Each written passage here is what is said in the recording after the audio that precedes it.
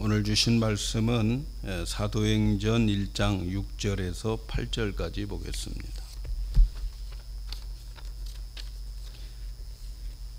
사도행전 1장 6절에서 8절까지입니다. 사도행전 1장 6절에서 8절 제가 봉독해 드립니다. 저희가 모였을 때에 예수께 묻자와 가로되 주께서 이스라엘 나라를 회복하심이 이때니까 하니 가라사대 때와 기한은 아버지께서 자기의 권한에 두셨으니 너희의 알 바 아니요 오직 성령이 너희에게 임하시면 너희가 권능을 받고 예루살렘과 온 유다와 사마리아와 땅끝까지 이르러 내 증인이 되리라 하시니라. 아멘. 할렐루야. 오늘은 성령으로 주님의 유언을 이루는 교회, 이렇게 제목을 잡았습니다. 우리는 이 땅에서 마지막으로 남긴 말을 유언이라고 그렇게 말하지요.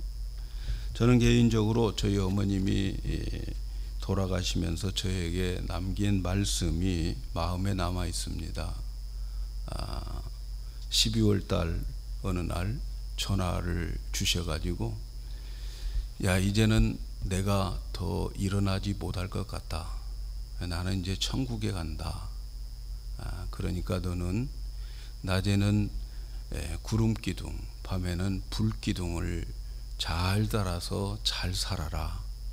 이렇게 저에게 말씀을 해 주셨습니다. 그리고 이제 그 후로 정신이 혼미해지기 시작하고 마침내 천국에 가셨습니다. 구름기둥, 불기둥, 그것은 성령을 가리키는 거죠. 성령을 따라서 잘 살아라 하는 말씀입니다. 저는 어머니를 생각할 때마다 이 말씀도 함께 생각이 납니다. 그래서 그 당부한 그 말씀을 다시 한번 마음에 새기고 또 그리고 그렇게 살려고 노력을 합니다. 예수님께서 이 세상에 머무실 때 마지막 말씀 있습니다. 이 말씀은 교회에 남긴 말씀이고 그리고 교회가 되는 우리 모두에게 남기신 말씀입니다. 오직 성령이 너희에게 임하시면 너희가 권능을 받고 예루살렘과 유다와 사마리아와 땅끝까지 이르러 내 증인이 되리라. 예수님께서 이 세상에 계실 때에 마지막 남긴 말씀이에요. Last word. 마지막 남긴 말씀. 이 말씀은 우리 교회에게 주신 말씀입니다. 예수님께서 우리를 구원하시기 위해서 오셨어요. 그리고 우리의 죗값을 치르기 위해서 십자가에서 죽으시고 또 3일 만에 부활하셨습니다. 부활한 몸을 가지고 40일 동안 제자들과 더불어 또 많은 사람들에게 부활의 몸을 보여주셨습니다. 이 주님은 우리의 구원자 되시고 우리의 구주가 되시고 우리의 주인이 되시는 분입니다. 교회는 바로 이 예수님을 증거해야 되는 거예요. 땅끝까지 이르러 증인이 되어야 된다. 이것이 예수님이 마지막 남긴 유언입니다. 자녀들이 부모의 유언을 망각하는 자는 그 부모의 자녀랄 것이 없는 것처럼 우리 교회가 또 성도들이 예수님의 이 마지막 말씀을 우리가 망각하고 지키지 않는다면 교회가 아닙니다. 예수 믿는 사람이 아니에요.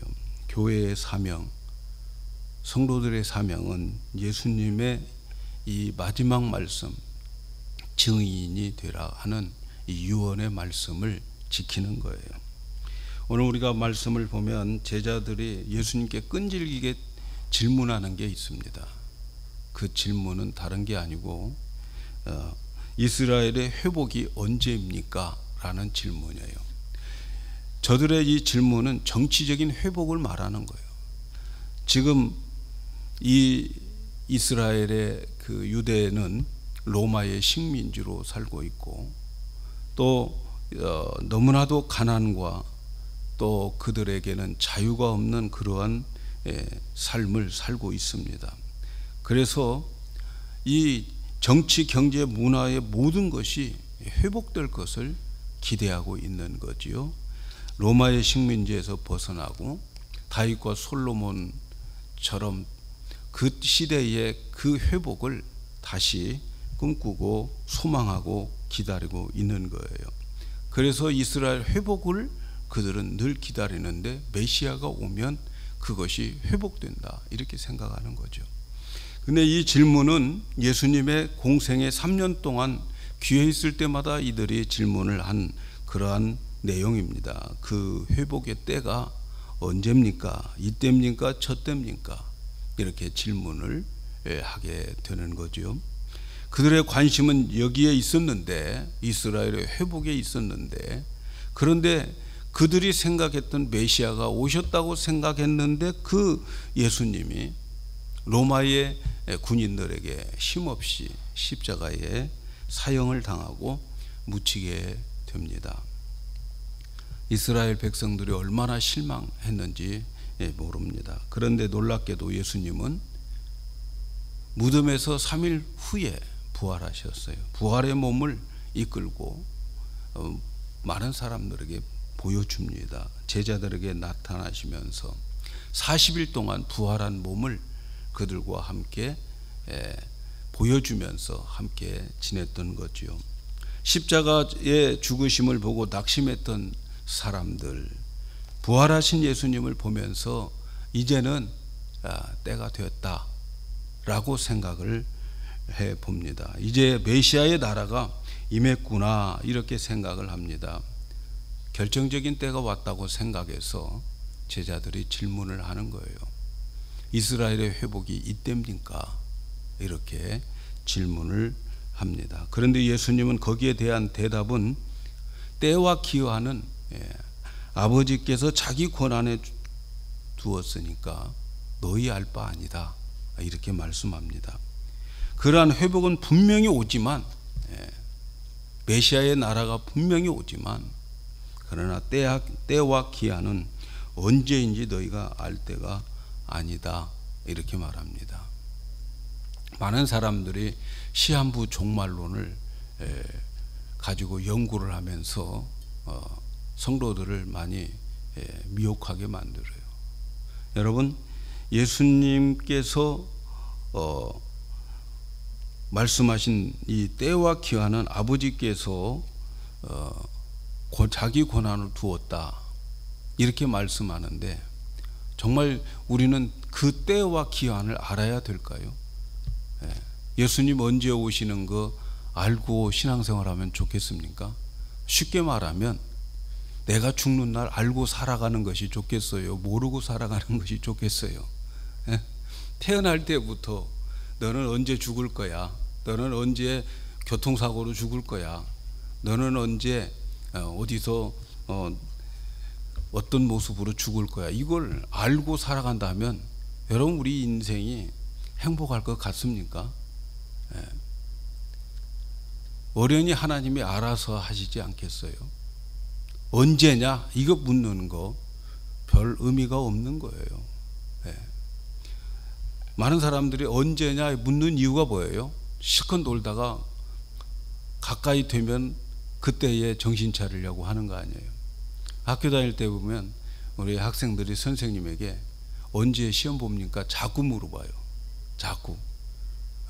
미리 공부하려고 하는 것도 있겠지만 이제 언제 시험 본다라고 하는 날짜가 정해지면 그때부터 정신 차리려고 하는 거죠. 주님 오시는 날 우리가 알면 뭐합니까? 매일매일 우리가 예비하고 준비하면서 살아가면 되는 거죠. 그런데 주님께서는 하여튼 너희는 알 바가 아니요 라고 하면서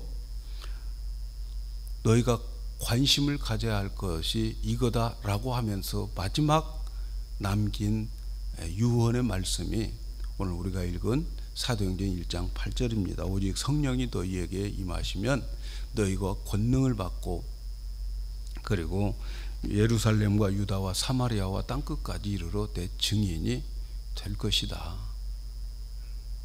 너희들의 관심은 여기에 있다. 이렇게 말씀합니다. 여러분, 이 말씀은 명령형이 아니에요. 이 말씀은 문법적으로 미래형 수동태입니다. 그렇게 될 것이라는 거예요. 성령이 너희에게 임하면 두 가지, 너희가 권능을 받게 될 것이고, 그리고 다른 하나는 증인이 되리라. 이렇게 말씀합니다. 오직 성령이 임하면 능력을 받게 될 것이다. 이렇게 말씀합니다. 그리고 그 능력을 받으면 증인의 삶을 살게 되리라. 이렇게 말씀하는 거죠.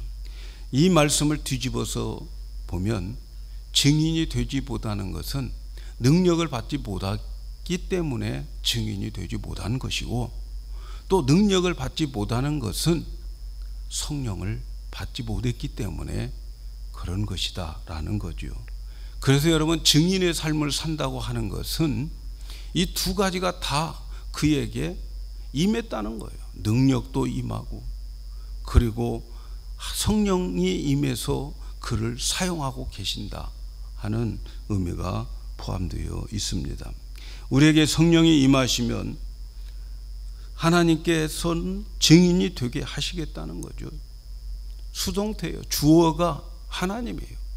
내가 하고 싶다고 해서 되는 게 아니고, 내가 증인이 되고 싶다고 해서 되는 게 아니고, 하나님이 증인으로 사용해 주시고 하나님이 써주신다는 거예요. 주동자가 하나님이십니다. 성령이 임하면 하나님이 나를 증인으로 사용해 주신다 하는 거예요. 내가 증인이 되겠습니다가 아니에요. 많은 사람들이 내가 증인이 되겠습니다 라고 그렇게 장담을 합니다만은 아니에요. 하나님이 써주어야 증인이 되는 거예요. 하나님이 나를 증인으로 사용해 주겠다는 거예요. 성령이 임하면 하나님이 나를 증인으로 사용해 주신다는 거예요. 문제는 증인이 되기 위해서 권능을 받아야 한다는 것입니다. 권능이 문제예요. 권능을 받고 증인이 되는 거예요. 여러분, 여기에서 나오는 이 권능이라고 하는 이 권능은 내가 받고자 한다고 얻어지는 권능이 아닙니다, 여러분. 이 권능은 오직 성령이 임할 때에, 성령이 임하면 저절로 얻어지는 권능이에요. 그러니까 성령과 권능은 같은 말이에요. 성령과 능력은 같은 의미에 속해 있어요. 성령이 내게 오면 능력도 함께 온다는 거죠. 예수님은 이 권능을 받기 위해서 예루살렘을 떠나지 말고 아버지께서 약속하신 것을 기다려라. 지난 시간에 말씀을 드렸죠. 아버지께서 약속하신 그 성령님을 기다려라. 성령님이 임하면 저절로 권능을 받게 되는 거죠.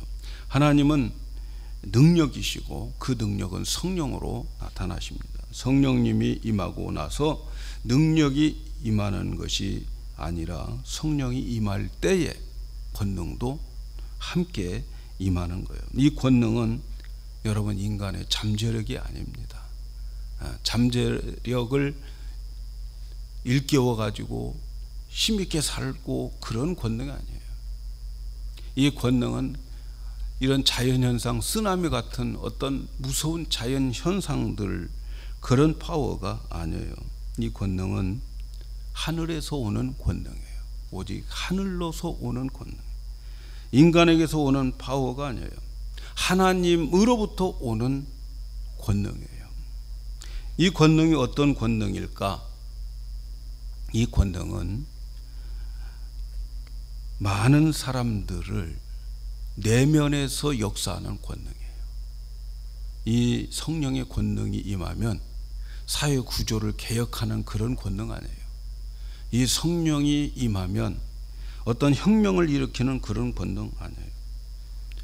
천지를 개벽시키는 그런 권능 아니에요. 이 권능은 외적인 권능이 아니에요. 성령의 권능이 내게 임하면 여러분, 그 권능은 내면에서 일어나는 권능이에요. 이 권능이 내게 임하면 먼저 자기 자신을 이기는 권능입니다. 나를 이기는 거예요. 자신을 이길 수 있는 힘이 있어요. 여러분, 우리가 이 세상 살아갈 때 자신을 이길 수 없는 사람들이 얼마나 많습니까? 우리는 날마다 그런 고백하잖아요. 그런데 성령의 권능이 내게 임하면 자기 자신의 변화가 일어나는 거예요. 자기를 이기는 권능, 성품의 변화. 성령의 임함은 항상 성품의 변화부터 시작하는 거예요. 성령의 열매가 있게 되는 거죠. 하나님의 속성, 이것이 내게서 이루어지게 되는 거죠. 그래서 하나님의 성품으로 변화가 되는 거예요. 성령이 임하면 이 권능을 받으면 먼저 자기 자신을 이기게 될 뿐만 아니라 이제 하나님의 사람으로서 굳게 세워져 나가는 거죠. 또 권능은 핍박에 있는 모든 이 세상의 환경 속에서 넉넉하게 이겨나갑니다. 핍박자들을 위해서 오히려 기도하는 능력이 생기는 거예요. 이 권능은 원수도 용서하는 거예요. 원수 갚아야 되겠다가 아니에요. 권능 받아 원수 갚자가 아니에요. 권능 받으면 원수를 사랑하게 되고 용서하게 되고 악한 세상에서 절망하지 않고 그들을 사랑하게 되는 거죠. 하나님의 사랑으로 세상을 사랑할 수 있는 능력을 가지게 되는 거예요. 성령의 권능이 임하면 내 속에 하나님의 성품이 만들어지기 시작하는 거죠. 이 권능을 받아서 능력 있는 자가 되려면 성령이 너희에게 임하여야 된다고, 그 성령을 받아야 된다고 말씀합니다. 성령님이 오셔야 돼요. 사도행전 2장에 보면 오순절에 성령이 임한 후에 제자들의 모습이 엄청나게 달라지죠. 비겁했던 제자들, 예수님 잡혀 가실 때에 도망갔던 제자들 변화되어 가지고 하나님의 마음을 가지고 그들은 담대하게 예수 그리스도를 증거합니다. 이 권능을 가진 제자들을 보십시오. 먼저 그들은 자기 자신을 이깁니다. 제일 많이 첫 번째 등장한 사람이 베드로예요. 성령이 임한 후에 베드로는 엄청나게 달라집니다.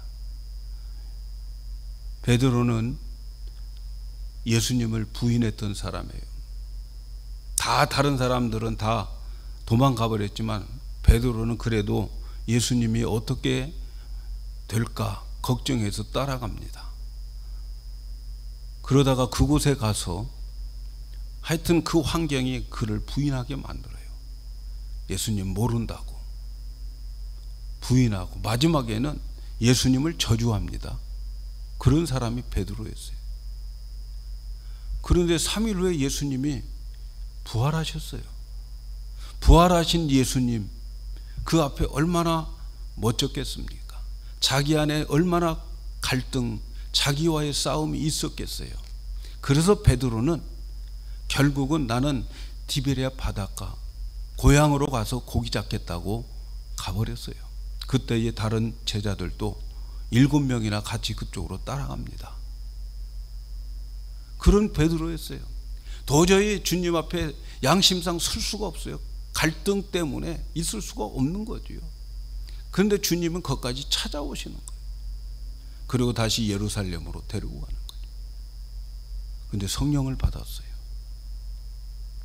그의 마음속에는 많은 갈등이 있었어요. 며칠 전까지만 해도 예수님을 모른다고 저주했던 그 사람, 야 너 같은 사람이 예수를 증거하면 누가 예수 믿겠냐. 그는 자기와의 싸움이 굉장히 심했을 거라고 생각이 듭니다. 예수님을 부인하고 저주하고 그런 자가 이제는 부활하셨으니까 뻔뻔스럽게 그 예수님을 증거하러 다닌다. 얼마나 자기와의 싸움, 자기에게 갈등이 있었는지 몰라요. 너 같은 사람이 전하면 안 돼. 너 말고 다른 사람이 해야 돼. 이런 갈등이 있었을 겁니다. 그러나 성령이 임하고 난 다음에는 그는 자기와의 싸움에서 이깁니다. 그런 갈등, 그런 내적 갈등 다 이깁니다. 옛날 두려워서 예수님을 부인했던 그 사람이 부인했던 그 사람, 두려워했던 그 사람 앞에 가서 예수를 증거합니다. 부인했고 저주했고 두려워했던 그 자리에 가서 예수를 증거하게 됩니다. 그들이 놀라는 거죠. 먼저 그 성령의 능력이 임하니까 자기를 이기는 힘이 생기는 거예요.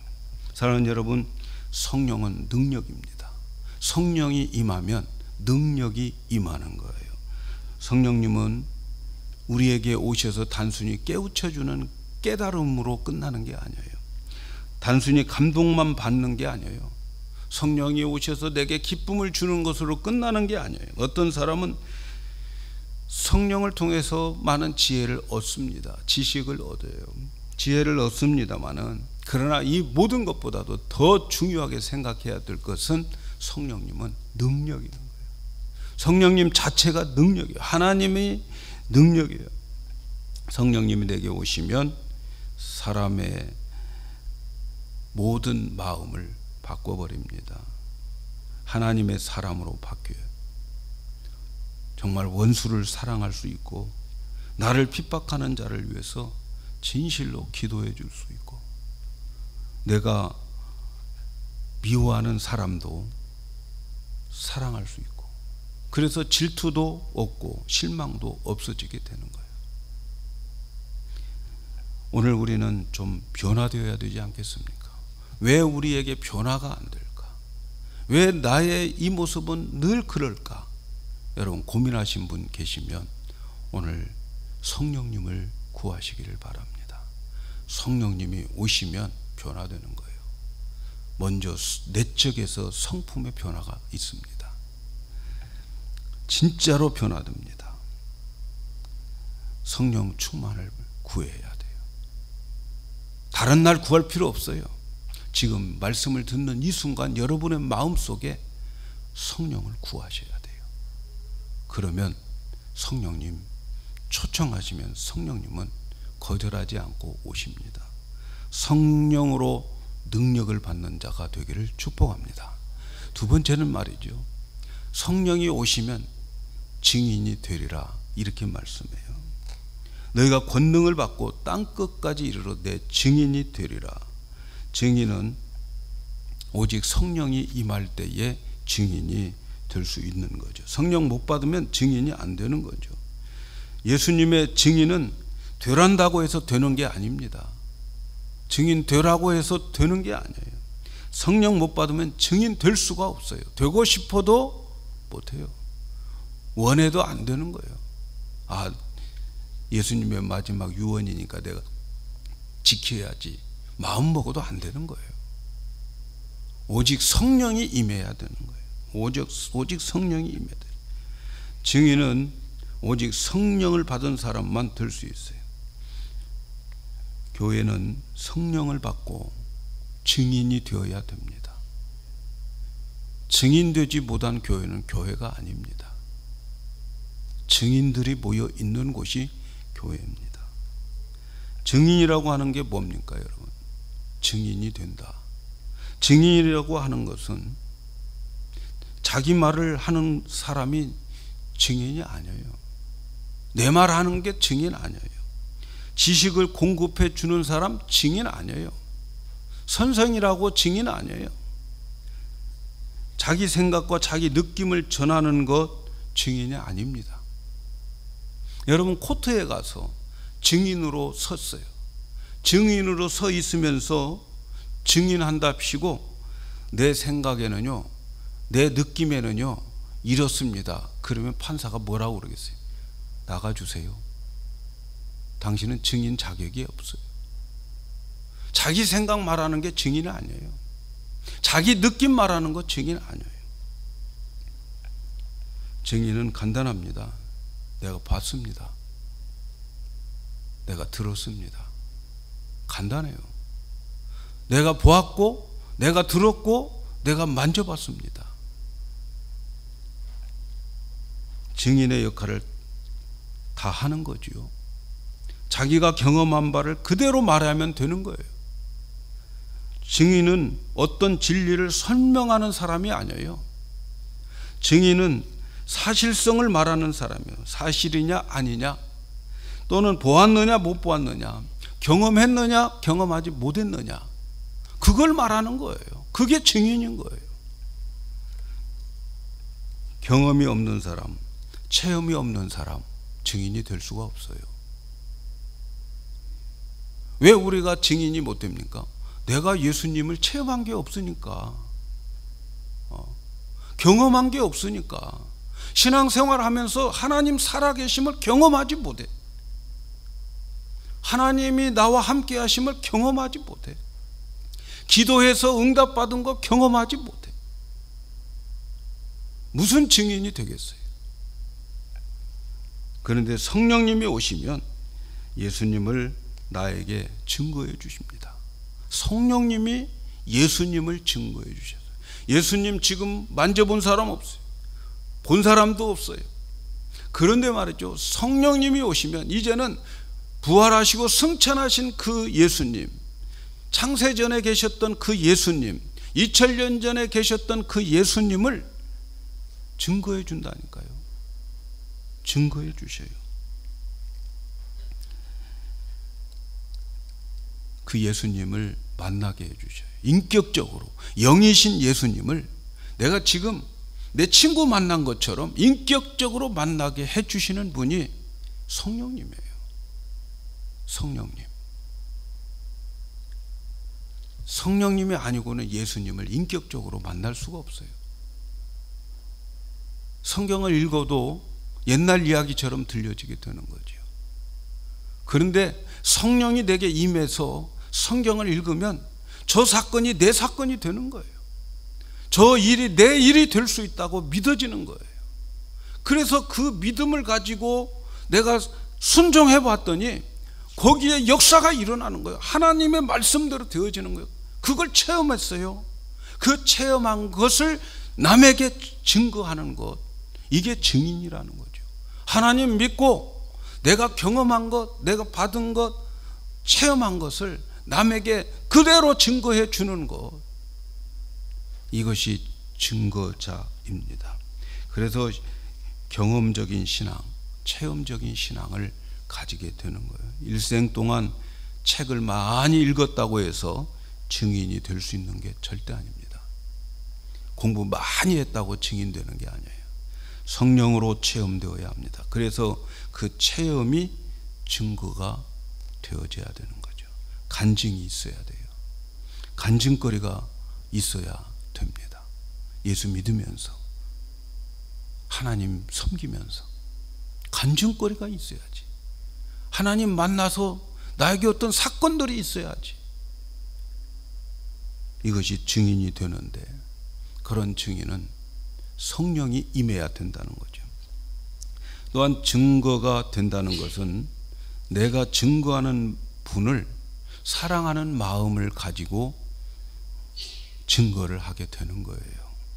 여러분, 증인이 아무리 내가 보았고 내가 직접 경험했다 할지라도 증인으로 쓴다는 것은 귀찮은 일이에요. 그래서 많은 사람들이 알면서도 증인 되기를 싫어하잖아요. 그러나 내가 저 사람을 사랑한다면 저분이 억울하고 고생하고 있기 때문에 귀찮고 부끄럽고 왕따 당하지만 증인으로 나가는 거예요. 저 사람 사랑하기 때문에 그러는 거죠. 사랑하는 마음 없으면 증인이 될 수가 없어요. 내가 가서 증인이 되면 분명히 반대편에서는 원수가 되는 거예요. 오래전에 저희 마을에 이웃집끼리 싸우는 사람들이 있었어요. 그리고 그 싸움하는 사람들 증인으로 가는 또 이웃이 있었어요. 그런데 말이죠, 증인으로 가서 증인 되었다고 평생 원수로 살았어요. 증인이 되어주면 상대방에서는 나를 원수 취급해요. 여러분, 우리가 예수를 증거하다가 보면은 예수님을 반대하는 사단의 세력들로부터 우리 핍박을 당할 수도 있고 왕따를 당할 수도 있고, 우리에게 그들로 인해서 세상에서 손해볼 수 있습니다. 증인이 된다고 하는 것은 그런 원수로부터 손해가 되어지는 그런 핍박이 우리에게 있어요. 그러나 증인이 되려면 그것을 각오해야 되는 거죠. 그리고 내가 증거한 분과 함께 이제는 운명을 같이 하는 거예요. 내가 저분에게 증거해 주었어요. 그러면 나는 이제는 저 사람이 재판에 이겨서 지든 이기든 저 사람과 같이 운명을 같이 하겠다고 하는 마음이 있을 때 증거자가 되는 거예요. 여러분, 우리가 예수님의 증인이 되어질 때는 사단의 세력, 이 세상의 임금의 왕인 사단이 우리를 핍박하다 할지라도 우리는 예수님과 같은 운명을 가지고 살겠다라고 하는 고백과 그 결심을 가지게 만들어줘요. 성령님이 말이죠. 어떻습니까, 여러분? 예수님을 증거하다가 예수님과 같은 운명을 여러분 맞이하기를 원하십니까? 아니면 귀찮고 부담스럽고 그래서 그냥 입 다물고 살다가 가실 겁니까? 그래서 증인이 되는 것은 용기가 필요해요. 담대함이 필요합니다. 목이 잘려도 사실을 말해야 됩니다. 그래서 증인이란 말은 순교라고 하는 말로 연결되어 가고 있습니다. 증인은 순교인 거예요.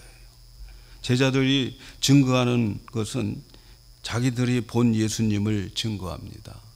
예수님 십자가에서 죽으셨고 3일 만에 부활하셨고 그리고 승천하신 그 예수님을 증거를 하는 거예요.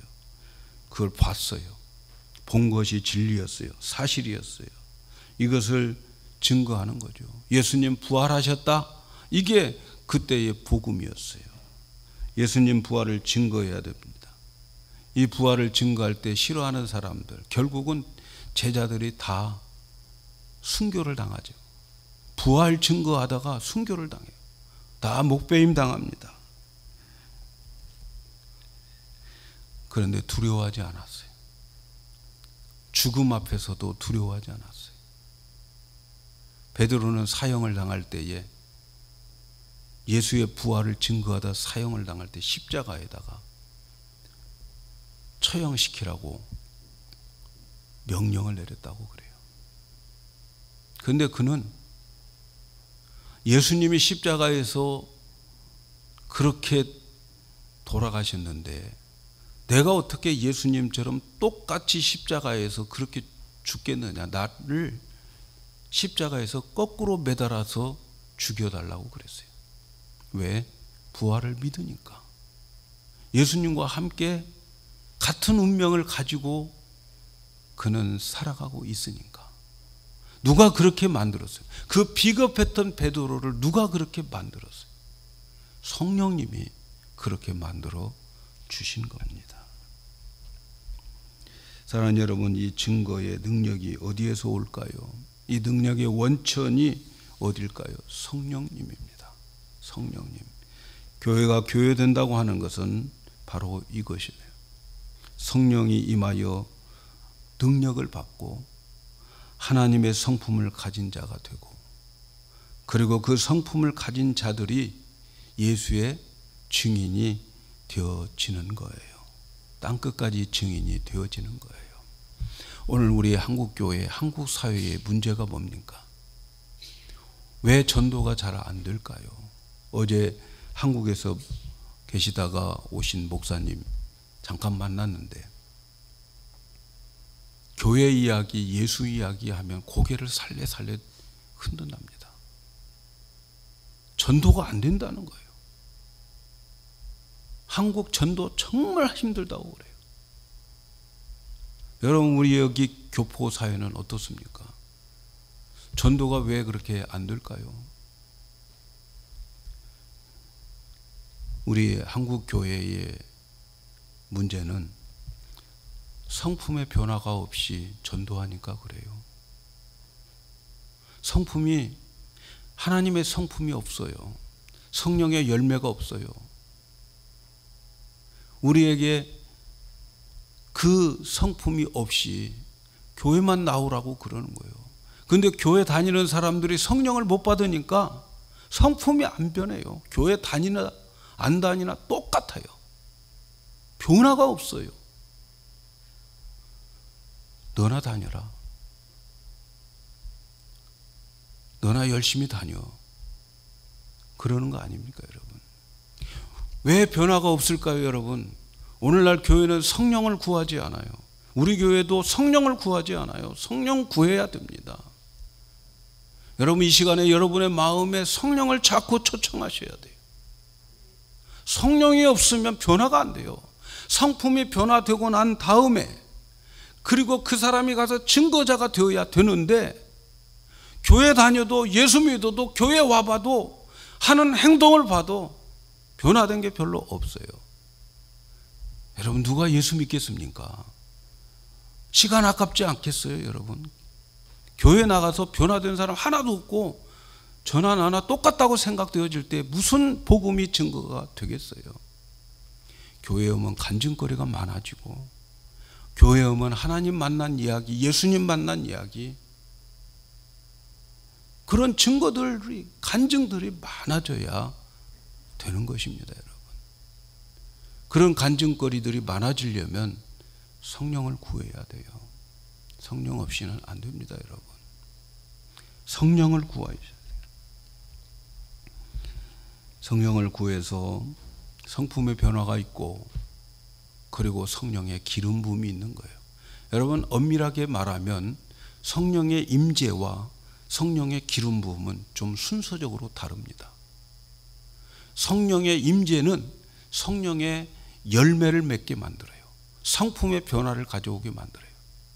그리고 난 다음에 그 사람이 가서 사역을 하고 무슨 일을 할 때에 능력이 나타나는 거예요. 능력이. 여러분, 어린아이들에게 총을 주면은 골치 아프잖아요. 성품의 변화가 되지 않은 어린아이들에게 성령의 은사를 자꾸 주면 골치 아파요, 여러분. 엉뚱한 짓 하는 거죠. 하나님이 원하는 거 하지 않는 거죠.